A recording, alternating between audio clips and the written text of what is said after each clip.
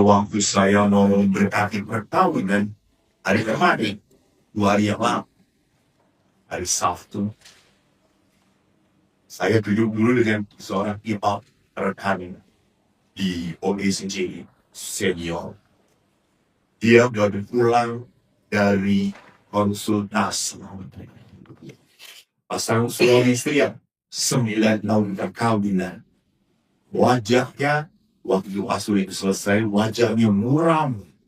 Lalu saya tanya, kenapa susah suami istri sekarang? Kenapa lo? Yaitu, setelah nikah 10, 20 tahun, mereka ngomongnya, kok nggak bisa cerai, kok nggak bisa cerai, kok nggak bisa cerai. Padahal waktu pacaran, selalu ngomongnya, kok nggak nikah, kok nggak nikah. Bahkan tidak hanya itu. Kemarin saya tanya kepada Pak Sudri yang sudah 45 tahun perkawinan. Lalu saya tanya kepada ibunya. Ibu kan selalu harus nomor satu. Saya tanya, oh Tuhan, di atas segala galanya. Saya tanya, Bu, pengorbanan apa yang harus dilakukan Bapak terhadap Ibu selama 45 tahun perkawinan? Si bilang sebenarnya, dia nggak pernah berkorban. Saya yang dikorbankan. 45 tahun. 45 tahun. Si bapak yang cuma mengaku gitu. Dia. Lalu saya langsung ngomong, Bu, tahu nggak? Pengorbanan berat dari bapak selama 45 tahun dalam hidup perkawinan adalah apa? Adalah kawin dengan istri. Si bapaknya asli betul. Seringkali setelah menikah sekian lama, orang selalu berkata, kok saya salah pilih, kok saya salah pilih, ya. Kok dia berubah. Bahkan banyak sekali para istri yang selalu teriak-teriak, waktu saya itu bodoh. Selalu. Kalau aku langgar, selalu dia di luar. Terus saya selalu aku jangan Pak. Suami itu bodoh, suami ibu ini bodoh karena kawin dengan ibu. Ibu yang membuat bodoh. Saudara-saudaraku, lihat. Perkawinan makin lama seringkali sampai pada titik apa kebosanan. Sampai pada titik kehabisan anugerah sukacita. Habis. Kalau lihat istrinya datang, tapi kalau lihat istri orang lain, itu. Kenapa? Kita begitu mudah melihat hal baik pada diri orang lain. Tetapi dengan orang yang sudah sekian lama hidup bersama, malah kita banyak melihat hal jeleknya. That's why. Itu yang membuat hidup perkawinan berat. Karena kita hanya melihat hal-hal negatif. Di situ kekurangan arti. Di situ kekurangan anggun. Di situ kita sulit menemukan sukacita hidup perkawinan kembali. Perkawinan menjadi kering. Beberapa bulan yang lalu, saya sakit lambung. Lalu duduk dengan seorang ibu sedang menunggu dokternya. Namanya ibu-ibu itu kan nggak bisa diem. Kita cuma berdua. Malah nanya saya, Bapak sakit ya? Dia iya nongkrong di sini menjadi dokter, ngapain saya iseng duduk di sini? Bapak sakit apa? Hai ibu, dokter lambung. Saya bukan sakit pacar, bukan saya. Kalau ini ditanya, kenapa Bapak sakit lambung, Pak? Saya ini kalau makan pedas lalu sakit lambungnya. Lalu saya tanya, Ibu kenapa sih? Ini sakitnya aneh loh Pak. Anehnya gimana? Kalau pagi-pagi gitu, lambung saya baik-baik saja. Enak. Sampai sore, nyaman.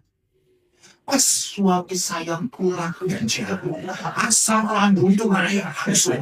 Sakit, panas. Saya jadi sakit lambung. Makan apapun Bukan apapun, jangan pernah sungguh-sungguhin, Pak.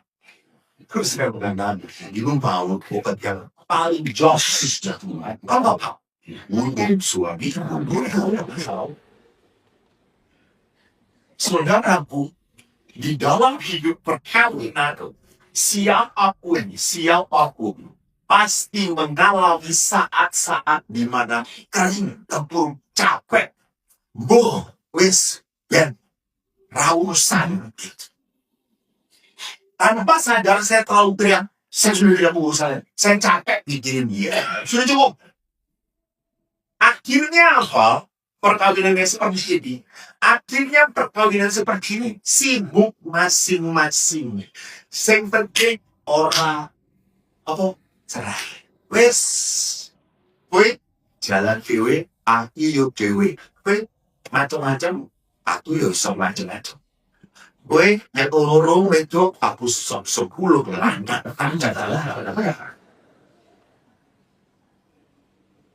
Jadi lihat di sini, akhirnya di dalam keluarga pun yang sering terjadi. Suaminya sibuk sendiri, istrinya sibuk sendiri.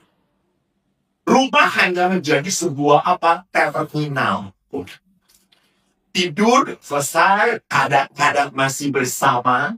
Walaupun tidur bersama juga semua sibuk. Yang sini sibuk HP, bapaknya pun sibuk HP. Sudah, no communication.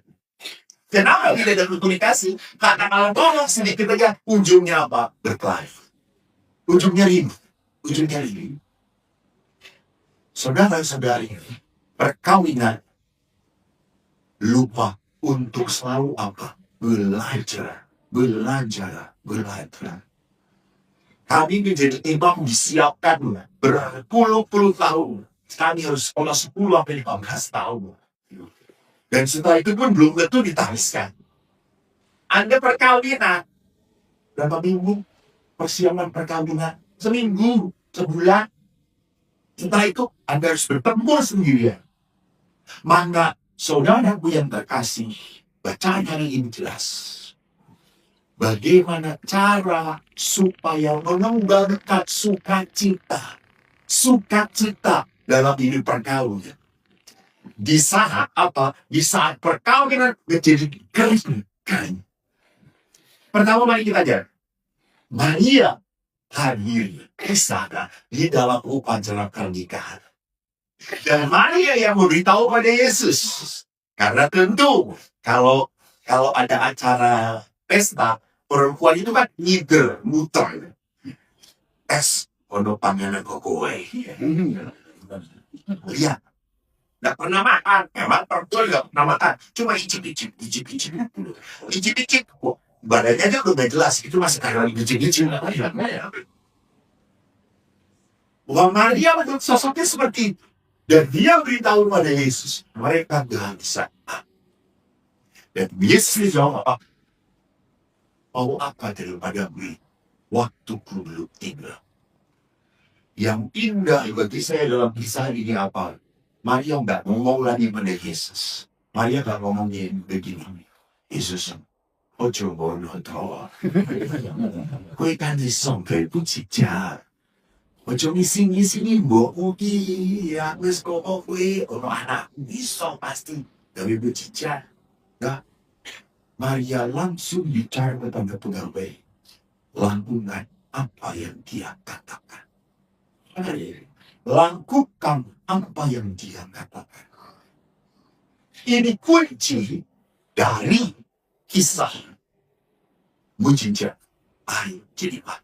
Lakukan apa yang dia katakan. Lakukan apa yang Tuhan mau. Maka perkawinan harus kita sadari sebagai apa? Sebagai karya Tuhan untuk menyelamatkan Anda. Maka perkawinan betul-betul harus saya sadari. Ini bukan hanya maunya saya, tapi ini maunya Tuhan. Ini maunya Tuhan. Maka karena kalau maunya Tuhan, ya saya harus taat pada Tuhan. Bukan taat pada feeling saya. Bukan taat pada perasaan saya. Kalau taat pada perasaan saya, di sini mungkin kalau kesel, wes, bu. Maka dari itu, menarik sekali, ada salah seorang pendeta, bagus sekali ngomongnya. Sebelum perkawinan, Philly, lead your decision. Sebelum perkawinan, pada saat pacaran, kan pasti pilih toh. But, after marriage, when you're married, the decision lead your feeling. Jadi karena saya sudah mau menikah dengan dia, saya harus apa? Harus berusaha untuk membuat sukacita. Bukan nungguin sukacita, gak bisa. Jadi mujizat pun terjadi karena inisiatif Maria kepada Yesus. Artinya apa? Di dalam hidup perkawinan, saya pun harus punya inisiatif. Duluan. Don't wait.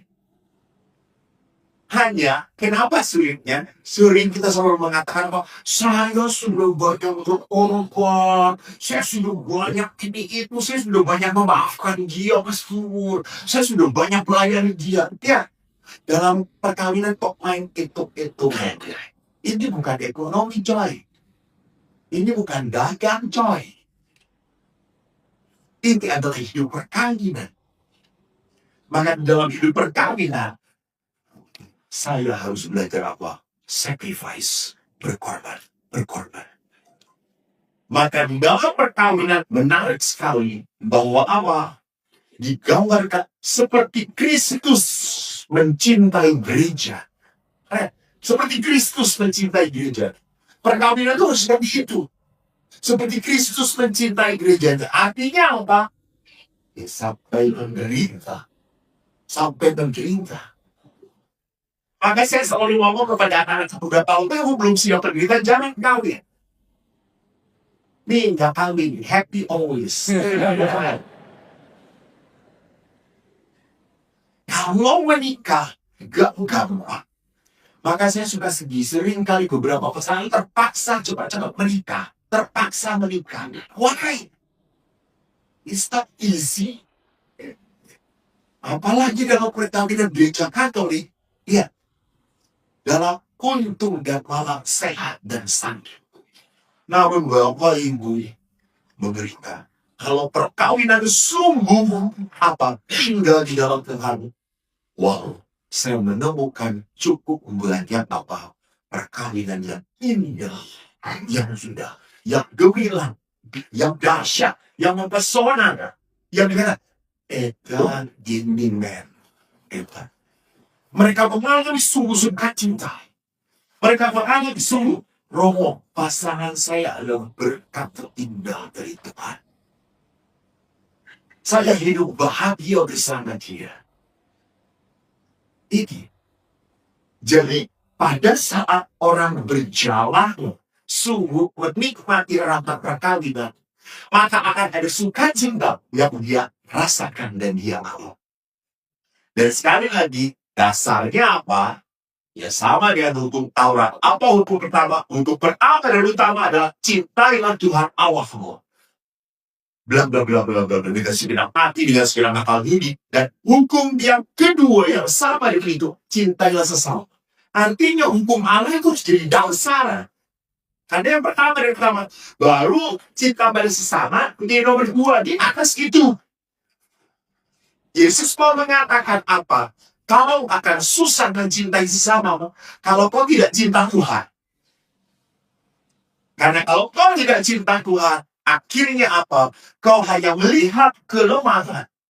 Wes ya, cocok dan aku tidak bahagia. Wes, bisa. Itu.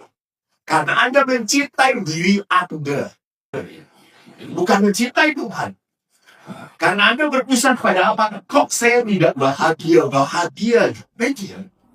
Ukurannya kok saya. Di dalam perkawinan, ukurannya adalah pasangan saya. Dan anak-anak saya. Itu yang harus menjadi prioritas, bukan saya. Maka di dalam perkawinan itu bukan selfish love, bukan. Tapi selfless love. It's very right.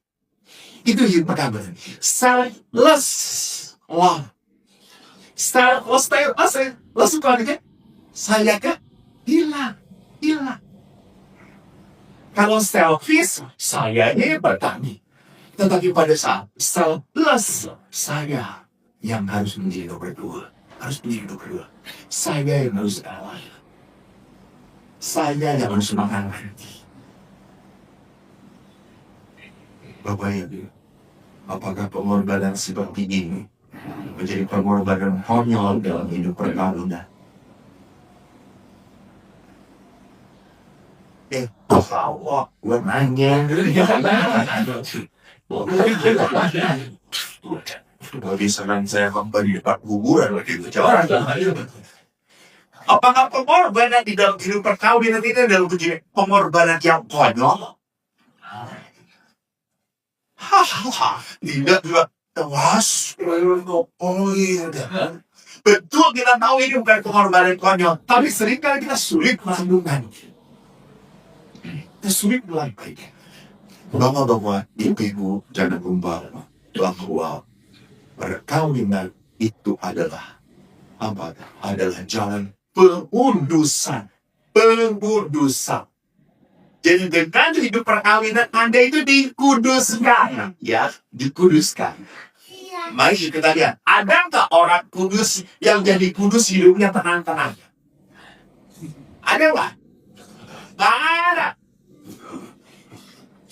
12 murid setelah bagian Yesus sekarang 12 murid, hampir seluruh murid-murid Yesus mati yang hadir, hanya satu yang tidak mati. Siapa nak? Yohanes. Kamu dengar suara dari belakang. Yohanes saja, karena dia murid yang dikasih, semuanya hadir. Orang-orang kudus semuanya apa? Mati dalam pengorbanan. So, artinya apa? Kalau saya mau kudus, harus mau jelas ya. Jadi Pak, kalau istri anak ngomel, nyebelin, tenang, Anda kandidat masuk surga. Jadi kalau istri mau menanggar, terus masuk surga coy, terus. Jadi kalau Anda sakit hati, kalau Anda kecewa, itulah cara Tuhan menguduskan kita. Bukan awet, sedih, korek, lohon lu. Lu katanya pengikut Kristus. Kenapa Kristusnya memangku salib dan kamu yang enak-enak? Raisa. Nggak bisa. Mengikuti Kristus jelas Yesus mengatakan apa? Menyangkal diri, memikul salib, dan mengikuti aku. That is, you follow the Christ. Just it, 3. Menyangkal diri, memikul salib, ikut aku. Jadi saudara-saudaraku, kalau perkawinan memang begitu berat, begitu sulit, dasar dengan apa? Cinta pada Tuhan. Jangan pernah berkata doa itu nanti. Wah, salah. Doa itu kekuatan. Doa itu tidak kuat. Punya kekuatan. Maka kalau Anda tinggal dengan suami yang malas berdoa, suami saya tuh malas berdoa, tenang. Pada saat dia tidur, doakan dia. Ya Tuhan, jangan malam ini dia dipanggil. Walaupun saya sebel, saya juga, saya masih sayang lah, masih butuh lah untuk handle tidur. Doakan. Kalau bukan Anda yang mendoakan, bukan istrinya yang mendoakan suami, lalu siapa lagi? Kalau bukan Anda yang melayani istri Anda, lalu siapa yang harus melayani?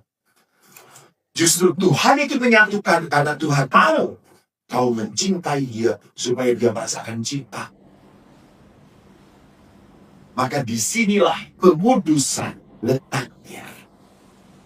Jadi pada saat perkawinan kita bisa lelah, kita bisa menangis, kita bisa sakit, tapi jangan putus asa.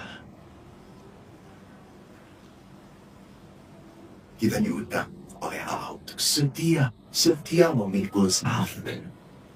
Ingat, Yesus pun berkata, sudahlah selesai. Apakah di taman Getsemani?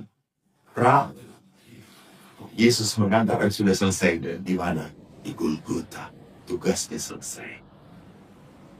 Anda sudah selesai tugas Anda pada saat di peti mati dan pasangan Anda menangis Anda. Jangan sampai beberapa suami waktu saya suruh ibu Maretran itu, kita suruh dialog. Coba dialog, siapa duluan yang meninggal? Saya ngomong. Lalu si istrinya ngomong, Pak, jangan duluan Pak, ya saya saja duluan. Lalu suaminya, ya enggak apa-apa, aku duluan, enggak apa-apa. Saya sudah ada masker kok, Pak. Saya begitu menarik kalau saya sharingkan kisah terakhir saya bersama ayah saya. Ayah itu mengikuti saya in 1 bulan sebelum ayah meninggal. Ayah itu sempat ke makam. Ayah putar-putar lihat-lihat. Lalu ayah berkata kepada anak saya, nanti aku mati bersama ibu, bersama ibu. Ayah sungguh ingin apa? Satu lubang dengan ibu. Dan akhirnya pada saat ayah meninggal, kita harus melakukan apa yang dia kehendaki. Saya sampai mengatakan, kematian tidak memisahkan mereka. Karena ayah selalu mengatakan, ibumu itu yang paling baik dalam hidup. Di saat dia begitu banyak melayani saya waktu aku kerja. Maka dari itu pada saat ibu sakit, ayah mulaikan. Maka di dalam cinta pun saya percaya, tanam dulu. Berikan cinta, tabur berkat, tabur senyum, walaupun Anda nggak suka. Senyumilah suamimu, walau hatimu sedang jengkel. Itu kan munafik, bro. Bukan. Itu adalah menyangkal diri. Itu menyangkal diri. Walaupun Anda tidak mau melayani pasanganmu, layanilah. Itu bukan munafik, itu menyangkal diri. Jadi kalau kita ikuti terus, ini perasaan saya nggak mau, ya kapan kita bisa berbuat baik dan memperbaiki pasangan kita melalui cinta kita.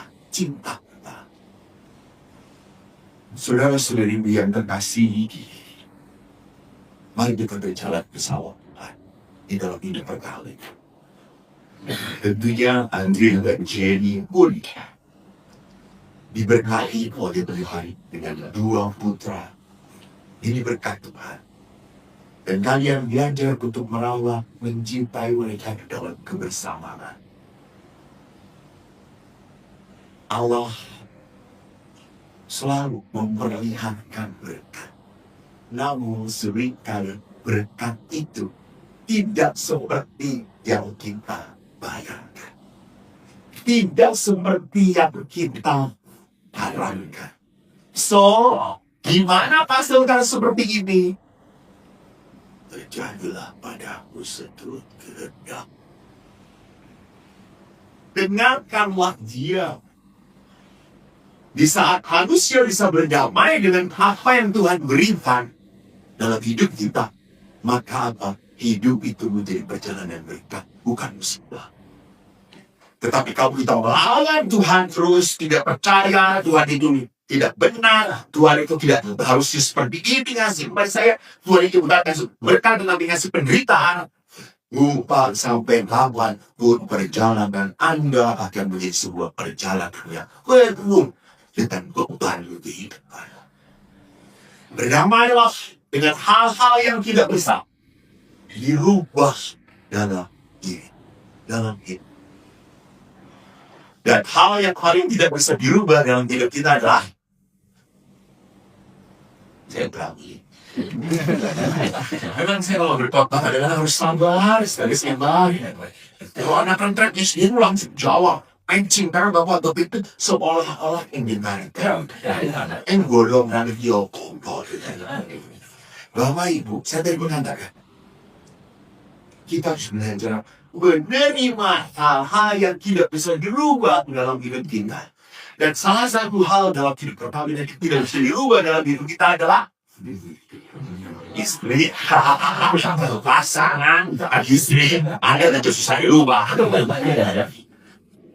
Pasangan adalah apa? Adalah yang tidak bisa dirubah. Sampai kapanpun Anda berdoa tekan jengking. Umur sampai 9 buku ke 9 itu bolak-balik 3 kali. Soalnya tetap. Plongal-plongo. Sudah, terimalah. Maka pada saat Anda benar memang keterbatasan masanya, Anda bisa melihat bahwa dia sudah memberikan sejuta berkah dalam hidup perkawinan Anda. Pada hari ini, Andri dan Jenny dalam berbahas janji perkawinan mereka. Mari dalam keheningan kita doakan supaya apa yang mereka ucapkan sungguh menjadi niat baik mereka